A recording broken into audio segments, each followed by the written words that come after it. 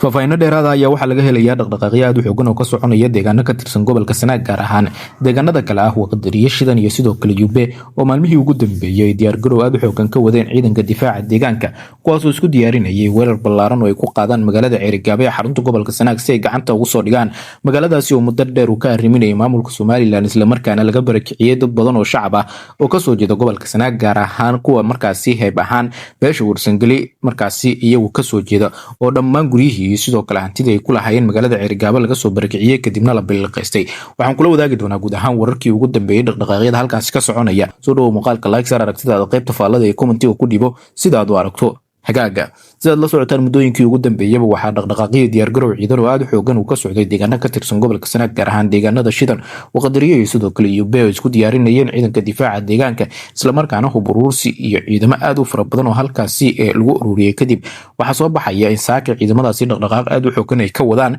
wadooyinka xiriiriya magaalada Ceerigaabo iyo sidoo kale deegaanada Shidan Waqdariye iyo sidoo kale Yube dhaqdhaqaaqan ayaa lagu tilmaamay mid ciidamada ay isugu diyaarinayaan duulaan ballaaran oo maalmaha soo aadan ama saacadaha soo aadan ay ku qaadi karaan magaalada Ceerigaabo si ay gacanta ugu soo dhigaan ciidamada difaaca deegaanka ee ka soo jeeda gobolka Sanaag ayaa muddo dheer waxa ay markaasi isku diyaarinayeen sida ay gacanta ugu soo dhigi lahaayeen magaalada Ceerigaabo oo in badan markaasi maamulka Somaliland uu ku dhibaateynayay dad badan oo shacab ah oo ka soo jeeda gobolka Sanaag dagaalo kooban oo ka dhacay magaalada Ceerigaabo waxay keeneen in laga soo barakiciyo dad badan oo ka soo jeeda gobolka Sanaag isla markaana halkaasi ay ku haraan dad hayb ahaan ka soo jeeda maamulka Somaliland gaar ahaan beesha Isaaq waxaana guryo iyo sidoo kale hanti badan oo ciidanka difaaca deegaanka hadda markaasi dhalinyarada ka midka ah ay ku lahaayeen magaalada Ceerigaabo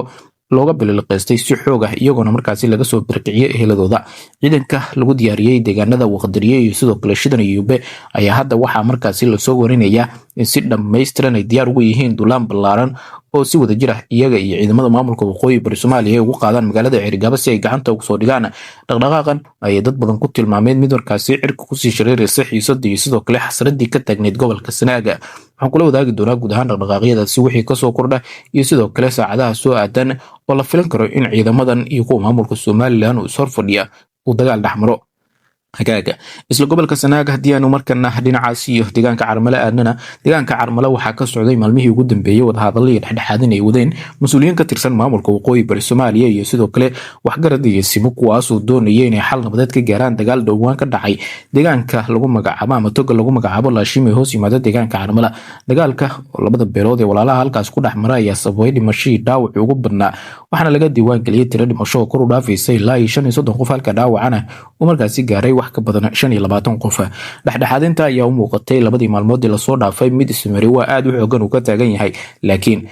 waxa maalinimadii shalay ahayd ilaa iyo markaasi xaray socday dadaaladii ugu dambeeyay qaar ka mid ah isimada iyo waxgaradka labada beelood ee halkaas ku dagaalamay oo warbaahinta la hadlay ayaa waxa ay markaasi sheegeen inay diyaar u yihiin in dhinacyadu ay tiraasulaan isla markaana ay qaataan nabadda mid kasta oo ka mid ah oo diidan nabadana loo arki doono mid markaasi colaada iyo sidoo kale dagaalada gobolka Sanaag inay sii socdaan doonaya qaar ka mid ah isimadu waxay sheegeen in ay wixii hore dhacay oo dhan ay markaasi liqeen oo ay ka tanaasuleen diyaarna u yihiin in nabadda ay qaataan nabadgelyada iyo xasiloodana la ilaaliyo waa kuwan qaar ka mid ah isimada iyo sidoo kale waxgaradka labadii beelood ee halkaas ku dagaalamay oo warbaahinta la hadlay kana dhawaajiyay sida ay diyaarka ugu yihiin in nabad iyo sidoo kale heshiis rasmi ah oo dhammaystiran la gaaro